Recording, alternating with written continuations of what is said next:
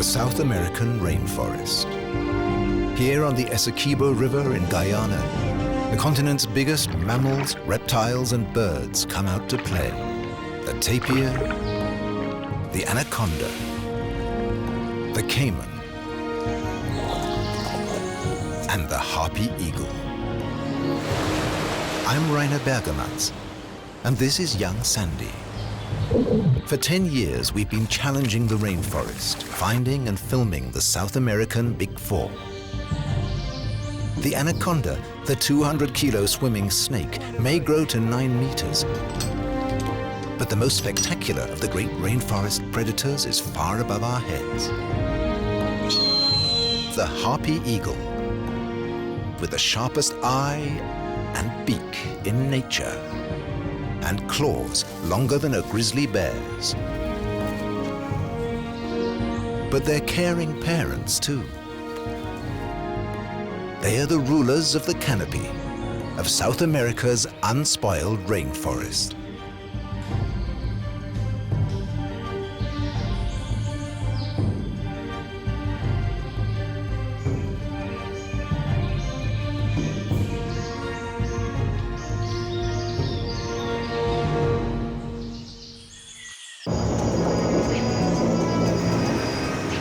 We're on our way up the Esoko River. Deep in the forest, heading to the domain of the harpy. This eagle needs a territory 10 kilometers square. That only comes far from humans.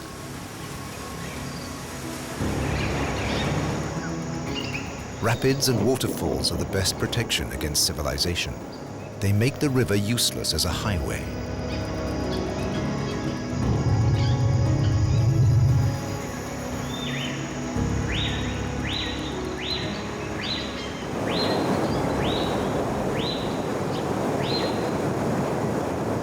On the other side of the waterfall is the harpy's territory, and a whole ecosystem of animals that couldn't survive around humans.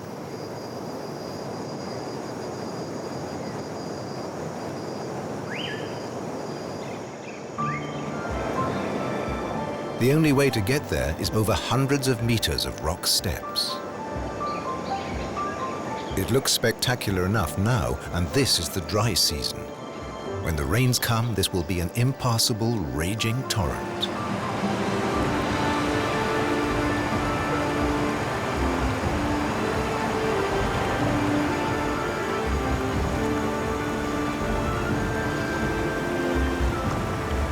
But it's also a special environment of its own, not to be missed. It's home to tiger herons, having a wonderful time fishing in the pools. In the gaps between the waterfalls lives spectacled caiman, so called because of the bony ridge over their eyes. In the right light, it looks like the frame of a pair of horn-rimmed spectacles.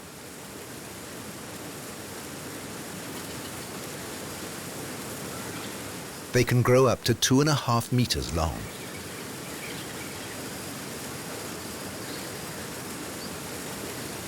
The fish almost jump into their jaws.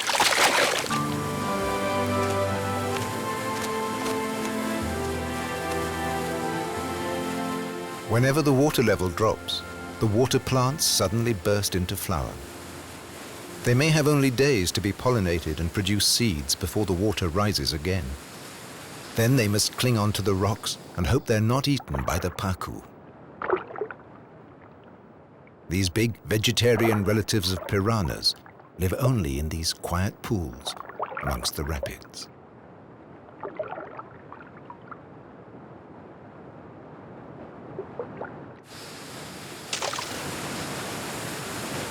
Getting past these rocks and waterfalls will take a whole day of hard work, so we get the rest in first. Everything has to be unpacked and carried up. Each rock step takes at least an hour, and almost as long to get back down for the next load.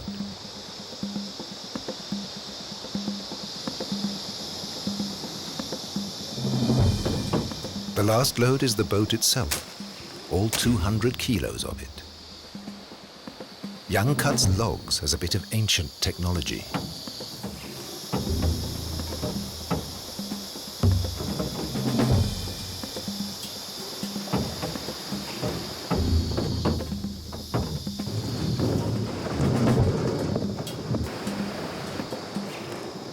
At the next cataract, we drag the boat up a side channel. It's quicker, but if the rope snaps, we lose the boat and have a long walk home.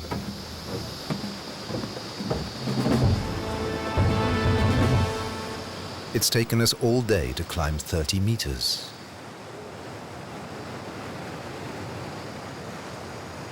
But as we survey the scene, already one thing is clear. We're in another world.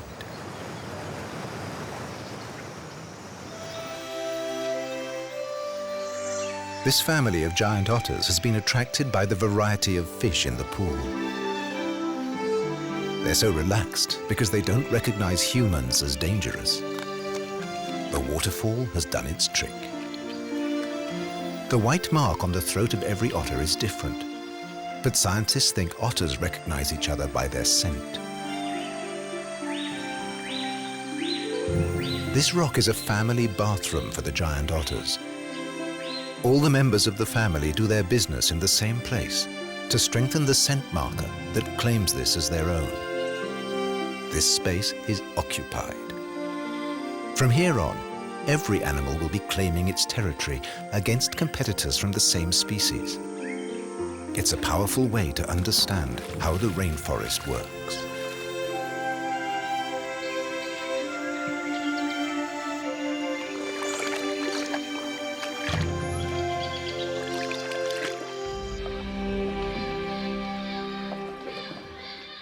Above the waterfall, the river splits into many narrow channels. Lianas and branches crowd over the water and make the going tough.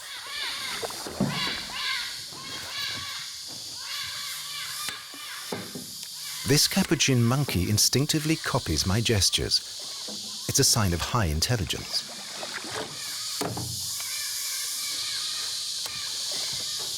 In nature, these monkeys even use tools. Just as for us humans, imitation is a vital part of learning and becoming one of the community.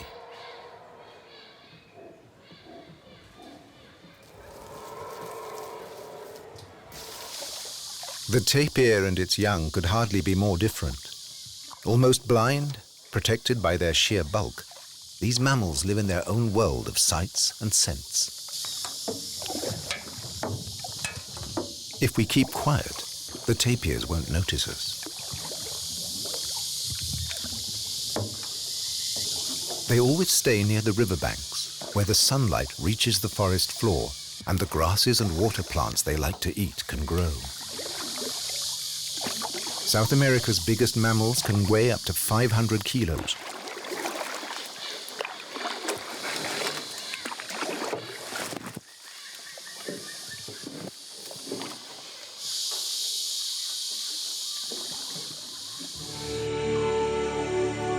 "40 meters above us is the canopy, and beyond that, the open sky, realm of the animal we've come to find and film. It could be anywhere in this vast expanse. One eagle's territory covers 100 square kilometers. Kapok trees are the tallest trees in the rainforest, and they're the only place an eagle will build its nest.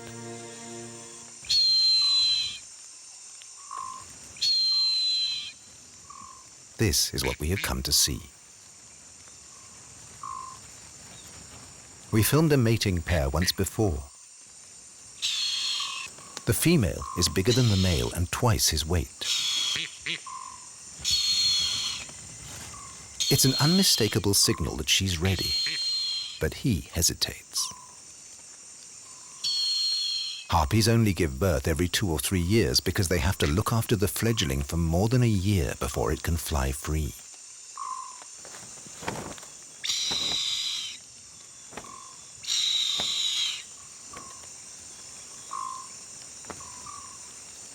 This time we aim to film the birth and early weeks of a chick, all in the few weeks before the rainy season makes filming impossible.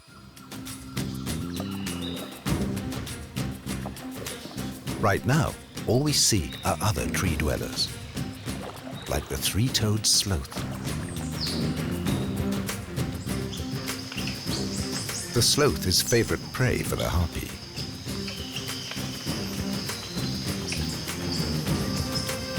And so are squirrel, and capuchin monkeys.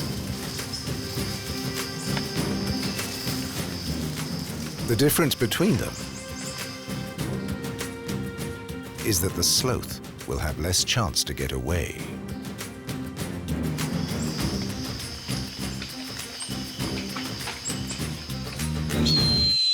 When the harpy attacks.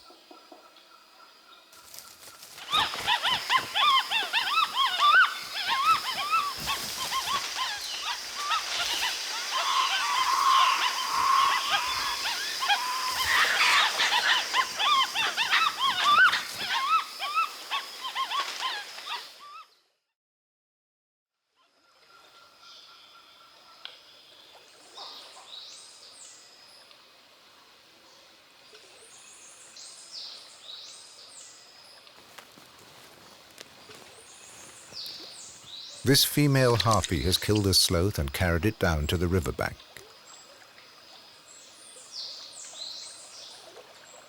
Harpies cut up their bigger prey immediately after the hunt. What they don't eat at once, they bring back to the nest, bit by bit. The male and female harpy will have separate hunting territories, so they'll never get in each other's way.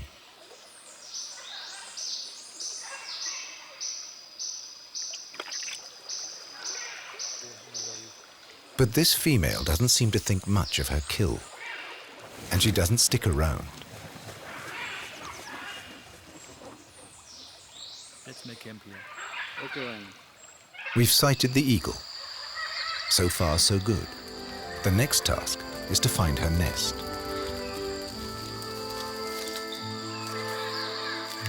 But that's a job for tomorrow.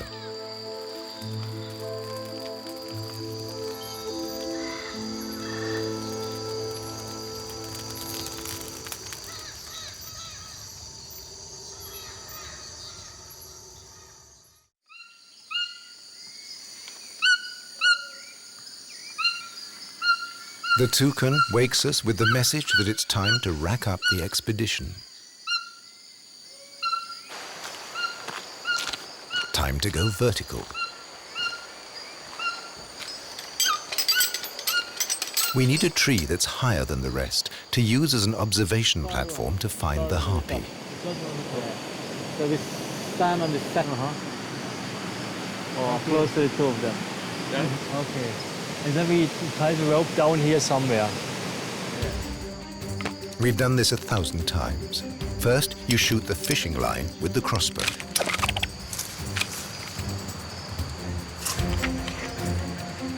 Then you pull it back with a thicker line. Okay, ready.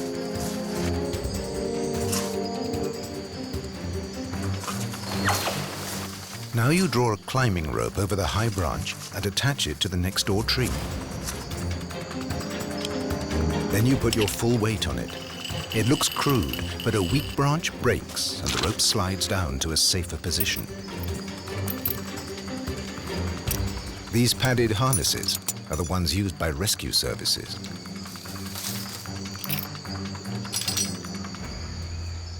The climbing techniques are borrowed from cavers.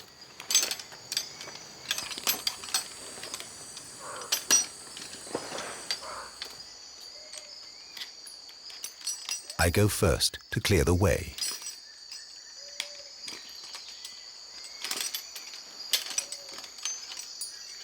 An opossum freezes with fear at the unfamiliar sight. Jan, give me the camera. Give it up.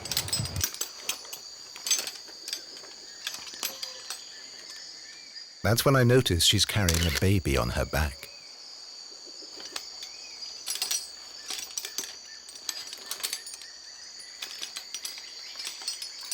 The higher you climb, the thicker the vegetation.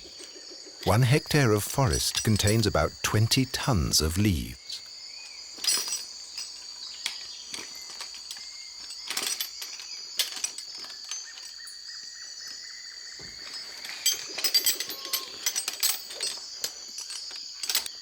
This will be our base for the next few weeks, among the moss and plants clinging to the branches for their share of the sunlight.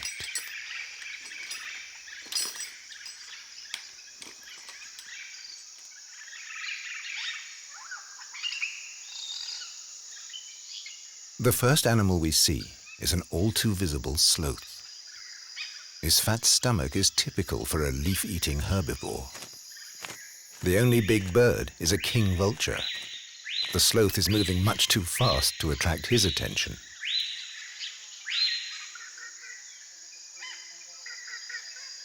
He's only interested in smelling out rotten meat, a bit like that strange piece of flesh on his beak.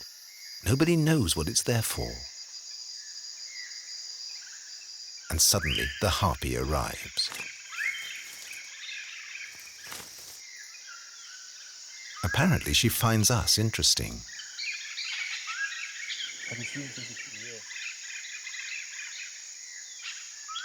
And when she flies off, we can check where to follow her to her nest.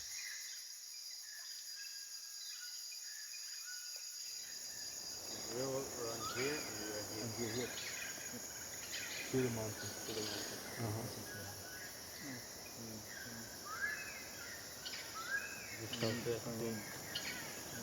And from here to here it's about 20 miles. As long as we get a bearing, we can make the journey on foot. Okay, we are here at the fall, and the fall is over there. The GPS reading says the fall is here. This is our plan. We have to go southwest. We have to go south. So we have to cross here. We have to cross over a small river. Then, and approximately, it depends on the forest. It's about 20 kilometers to the harpy's nest. Surprisingly easygoing because the vegetation isn't thick down here. Few plants, lots of fungi. Big herbivores are rare in the rainforest, but the forest floor is teeming with invertebrates, insects, even crabs.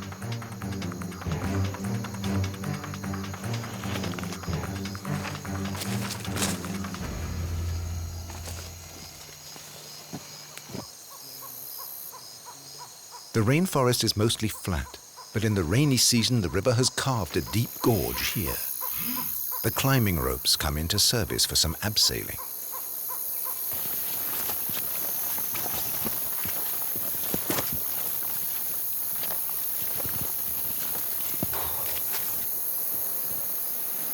Across the river is the 40-meter kapok tree housing the harpy's nest.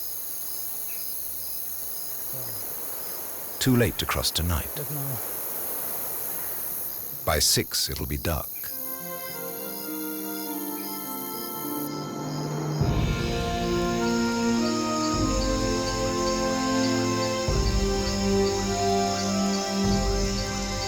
Tomorrow will be another heavy day.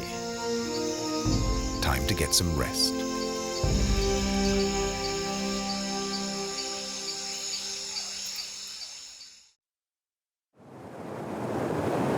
First, there's a river to cross. It's running fast, so Young offers to go ahead with the rope.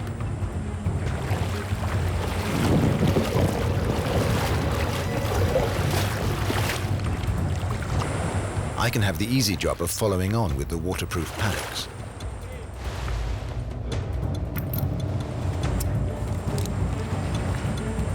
But as the bubble packs are pushed up, I'm pushed down.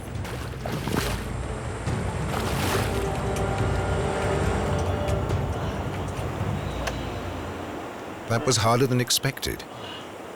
And now we still have to climb.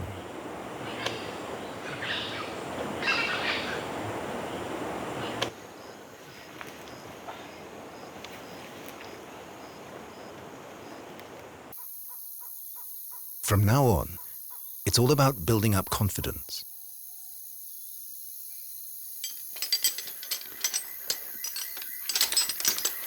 The harpy female has to get used to us. She'll leave her nest and watch for a while. She has no experience of humans, so she has no reason to see us as a threat, yet. But if she changes her mind, her claws could inflict a terrible injury. Harpies have the reputation of protecting their nests very aggressively. We climb up to a side branch of this gigantic tree to keep our distance.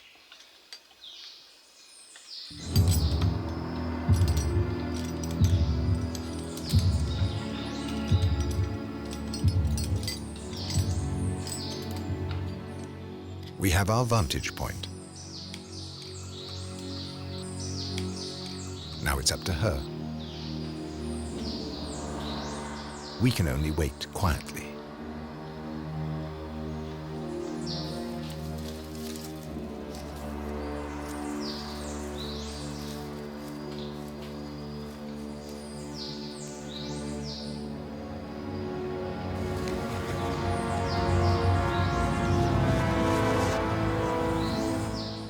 Finally, she flies back to her nest.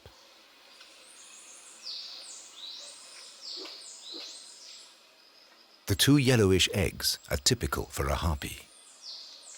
Sitting on the nest is the female's job. The male should bring food, but we've only seen the female. The rest of the day, she broods on the eggs. And as night falls, there's still no sign of the male.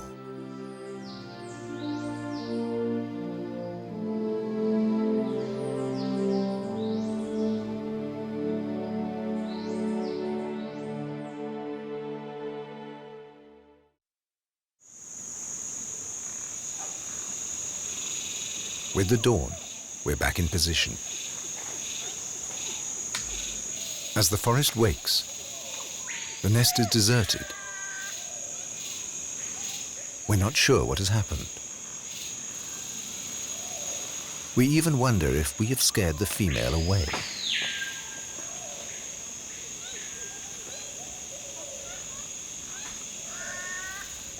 This isn't quite what we expected.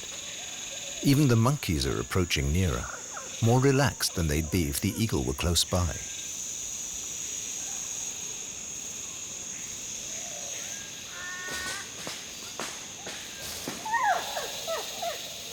When she suddenly returns and settles on the eggs, she immediately calls for food and for the male.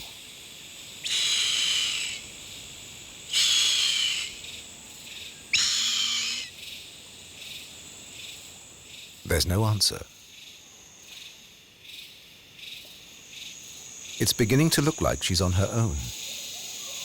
To hunt and brood won't be easy. It's an unusual situation. Harpy couples generally stay together.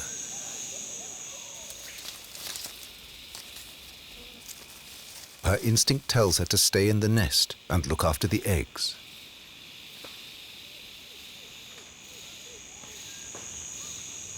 She turns them one more time.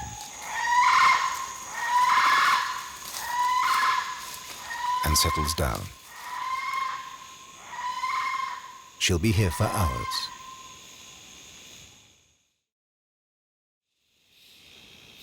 It's a chance for us to take a closer look at the canopy. The rainforest is divided into vertical layers, with the canopy the highest and most active. Many species are specially adapted to life here and never touch the ground in their lives. The giant maki frog lays its eggs in rolled-up leaves overhanging the river. The tadpoles fall into the river where they become frogs and climb back into the trees.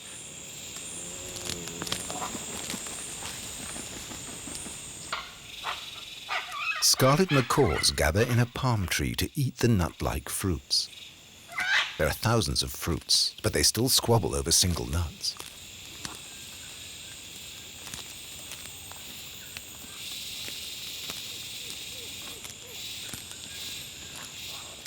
They find plenty of nooks and crannies in the crowns to build their nests.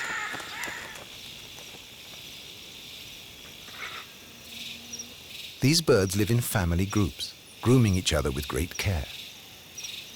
They form lifelong partnerships and can live together for up to 70 years.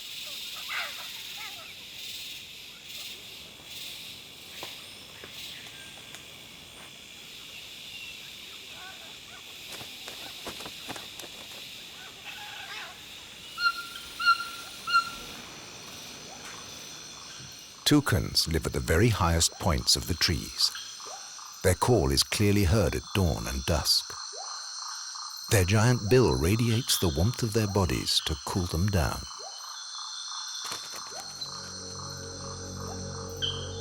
There are predators here too.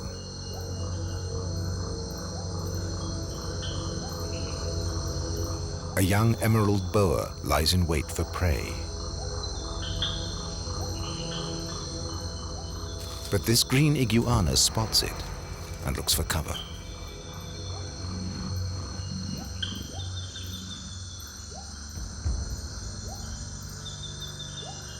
Here in the canopy, the camouflage of both hunter and hunted can be almost perfect.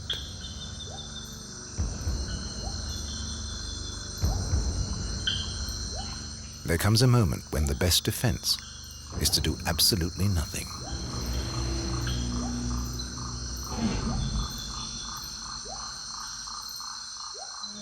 The lizard can escape this vine snake too. The eagle ignores the activity around her. A group of Guyanese howler monkeys approaches, on the lookout for young sweet shoots in the Canopy peaks. These are the most nutritious leaves in the rainforest, but they still have to eat a lot of them. And howlers have grown so big, up to 10 kilos, in order to digest them.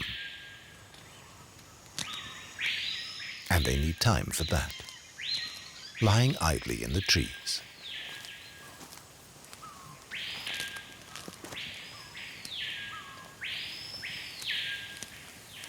But they never quite stop scanning the skies for danger.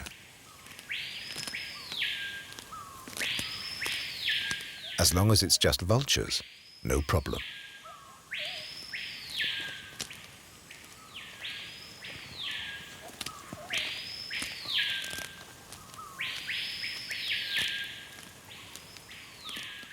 Back in the nest, the harpy seems to be surviving on old scraps of maggot-infested meat.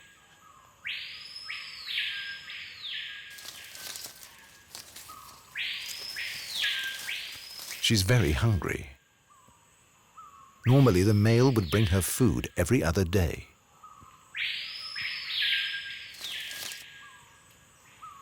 But he's missing.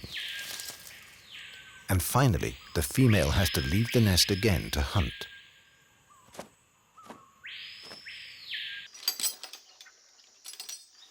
I leave too, to explore at ground level along the riverbank. Taira mark their territory with feces.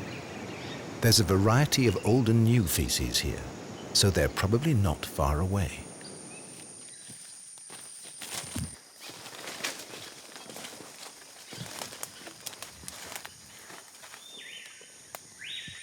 A few pieces of fruit should make excellent bait.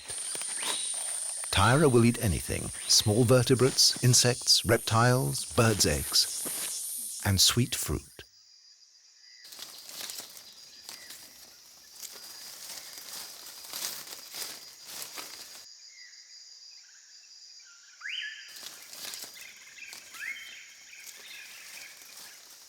This pair of young Taira have only just left the protection of their mother.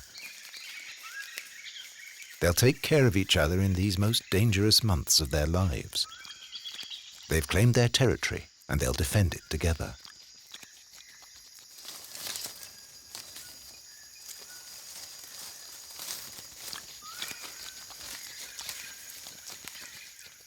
Up in the canopy, Young waits for the harpy's return. The Taira get up here too, attracted by some new scents and objects. Lianas are their own private pathways through the canopy. All Taira are inquisitive and acrobatic with their long tails and broad, gripping paws. Some are more confident than others.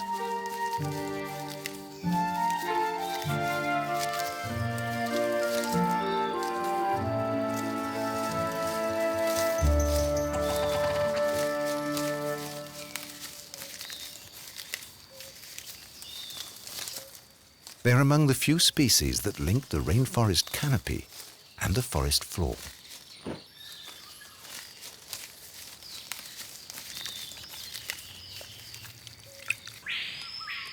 The shaded forest floor is the realm of the detritus feeders, the detrivores. Centipedes and millipedes close the nutrient cycle of the rainforest. They eat dead organic matter and turn it into humus, food for the plants and the trees. In their world, the top predator is the horned toad. It eats anything that fits into its wide mouth. The giant armadillo eats almost nothing but termites and ants. It digs a little burrow with its 20-centimeter-long claws, where it sleeps during the day.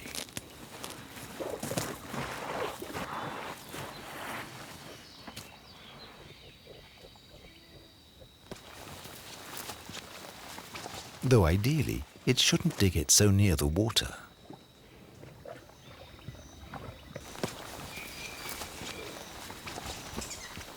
Giant armadillos are mammals. They grow to 1 meter long and weigh over 30 kilos. They have more than 100 vestigial teeth in their mouths, more than any other mammal, but they barely use them. When they're not hunting insects or worms with their long, sticky tongue, they prefer to keep hidden.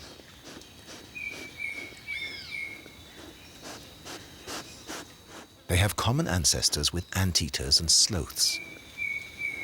One of their ancestors, living on the South American plains, grew so big it could weigh more than 1,400 kilos.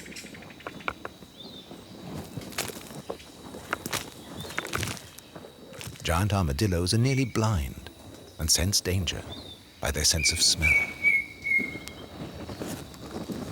Then, the solution is to cover up.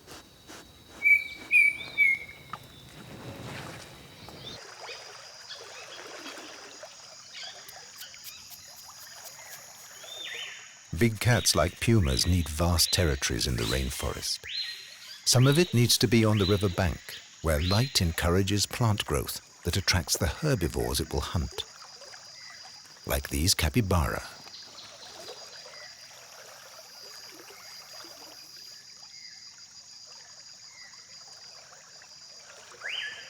Relatives of guinea pigs, they're the world's biggest rodents.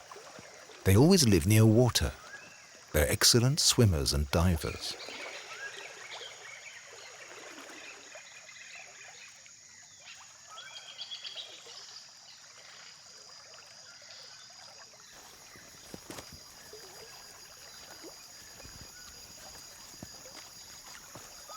And their swimming skills will save them.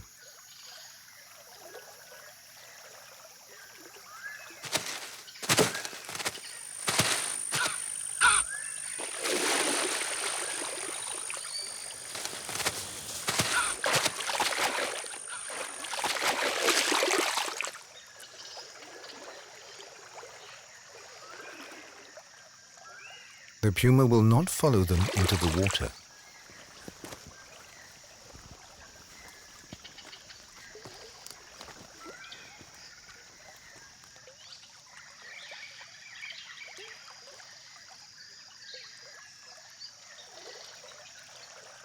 Pumas very rarely catch capybara.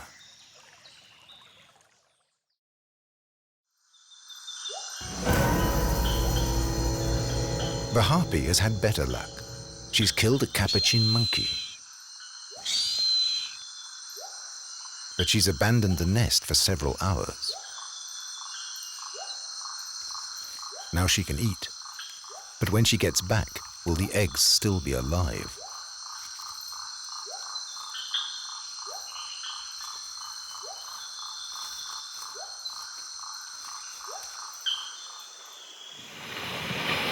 Down below, I've spotted a tapir, South America's biggest mammal.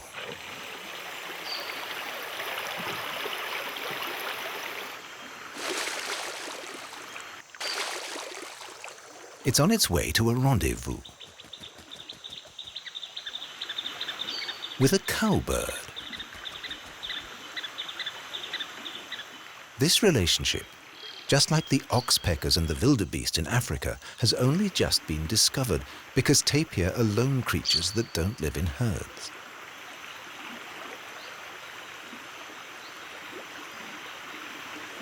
The cowbird cleans the tapir's tough skin, eating whatever sticks to it.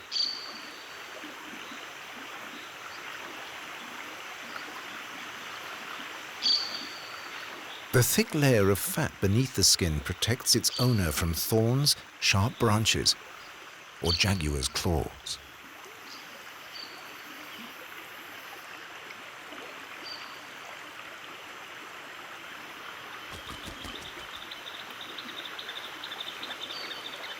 When it's finished its grooming, the tapir returns to the bank to find food. Tapirs are related to rhinos and horses. But one big difference is in the way each of its toes forms its own small hoof. This spread foot is ideal for walking in the mud along the riverbank.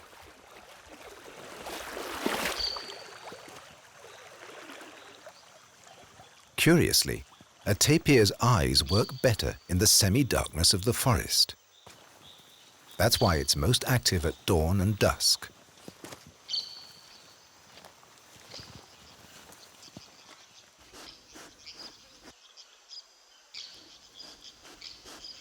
But how does the tapir manage to feed his 300-kilo frame here on the forest floor, where the vegetation is so sparse? Even the tiny leafcutter ants have to climb high into the canopy to collect delicate leaves from the crowns of the trees. They won't eat them. They store the leaf fragments underground, where highly nutritious fungus forms on them.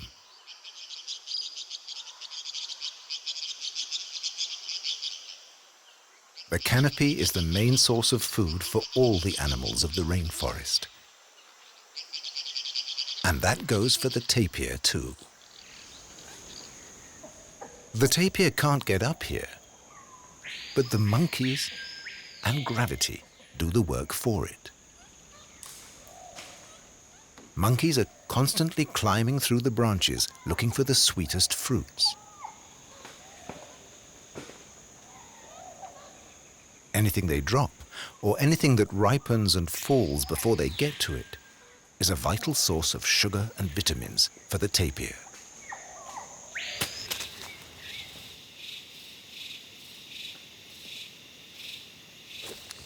When they combine that with the water plants and grasses on the riverbank, they have a sufficiently varied diet.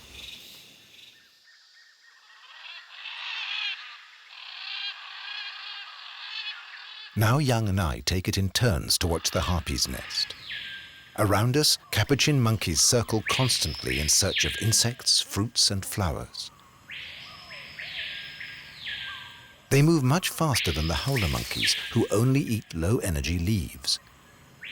If that was all there was here, the capuchins would soon starve.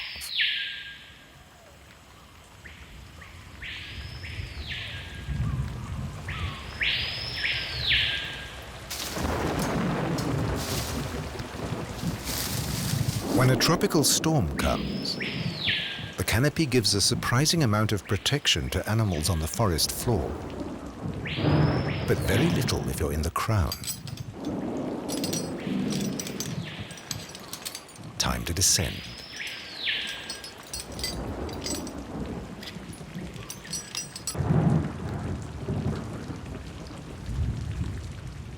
The harpy returns to her nest. She has no protection against the elements.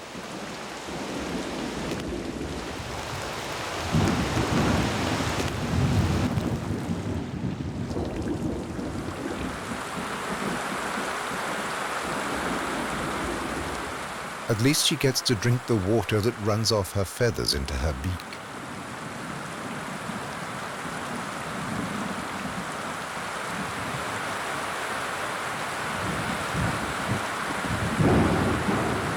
She can't leave. She must keep the eggs warm.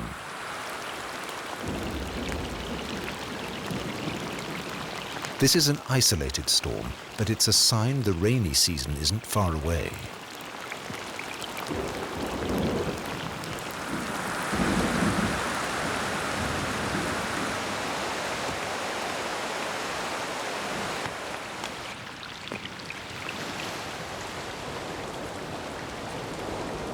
The water level can rise 5 meters in the rainy season, as the river banks disappear into the forest. Some of the rocks vanish too. But the waters don't become any easier to navigate. Waterfalls and whirlpools can still destroy any boat.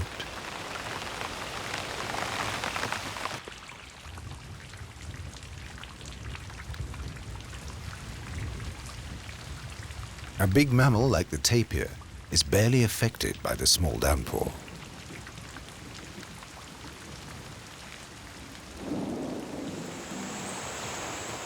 And an eagle can shake off the raindrops.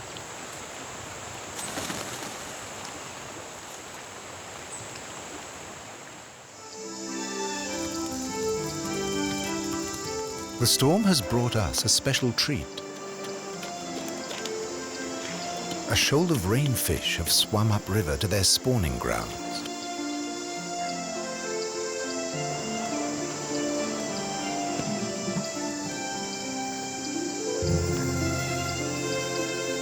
This means a feast tonight, but it's also a warning.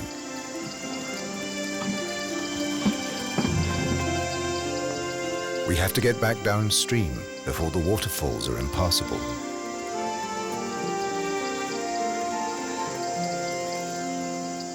Time is running out. So what's the Harpy Eagle, young? I don't know what to do. Oh yeah, maybe we'll get some rain in a few days. So let's give us 1 week more or so. If the rainy season is close, and if the water is high, we can't go back over the fall. And the area is going to be flooded. You can't really go into the forest. For another week and see what's going to happen. Yeah. I guess too, another week. One more week to film a hatching chick.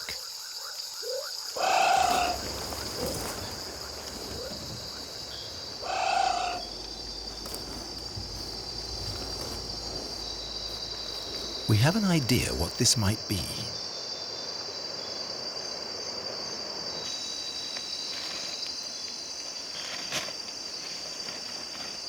Time to use the night vision camera.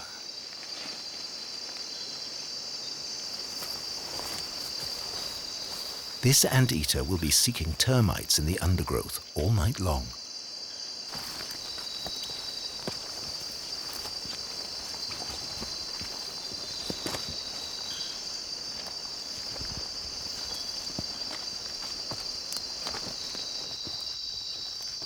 On the way back, our torchlight picks up an emerald boa.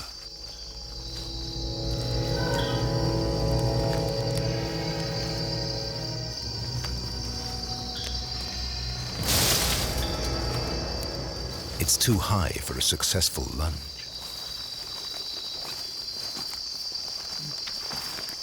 But Young is watching the ground.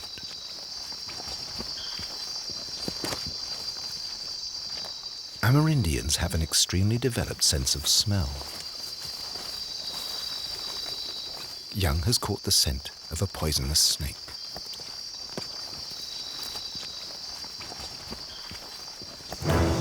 The fer de lance is the most poisonous snake in the rainforest. Fatal to humans. And at 2 meters long, so well camouflaged, it's almost impossible to spot.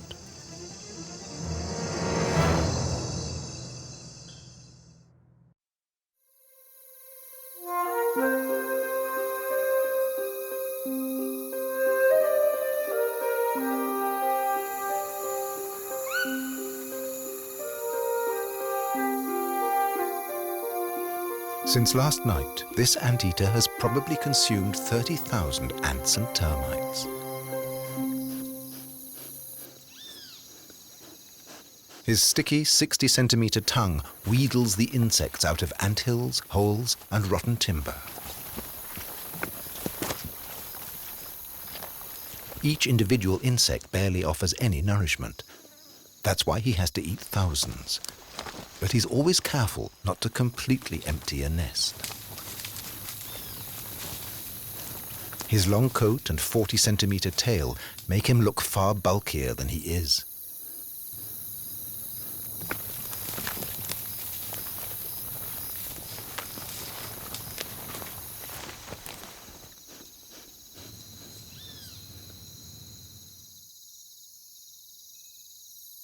His tail makes a fine blanket for his daytime snooze.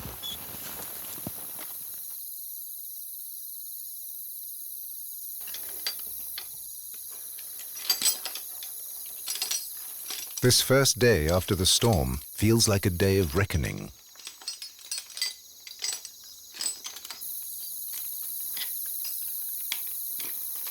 What will we find?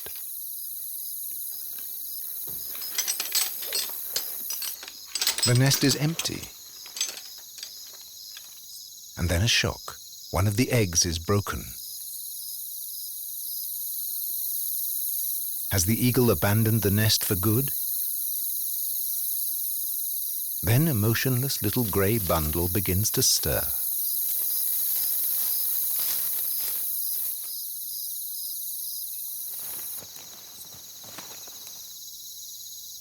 The chick weighs about 80 grams at birth, about twice as much as a baby chicken.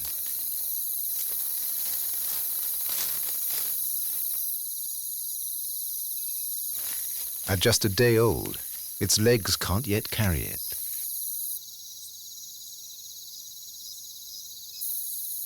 We're still a little concerned that the mother is nowhere to be seen. Eagles tend to keep to the same flight paths, so we know where to look out for her.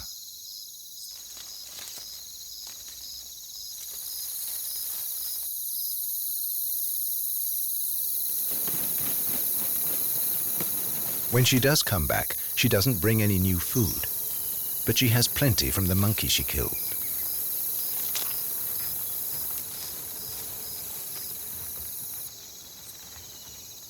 For a while, she seems to do nothing. She just watches her young.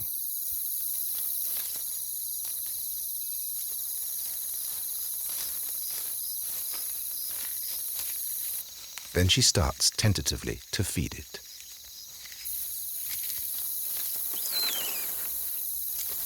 If it gets enough food, this chick will double its weight within a week.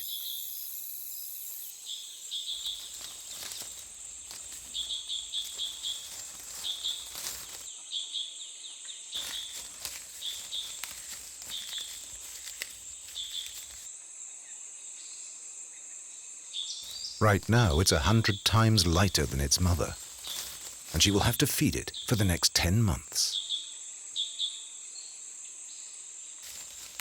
No easy task for an eagle couple, let alone for a female on its own, because the chick's hunger will grow with its size. Even now, the pieces of meat she supplies are hardly big enough.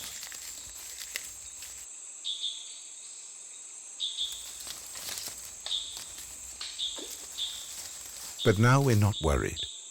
This female is a good hunter, and around them in the canopy, there's an abundant supply of food.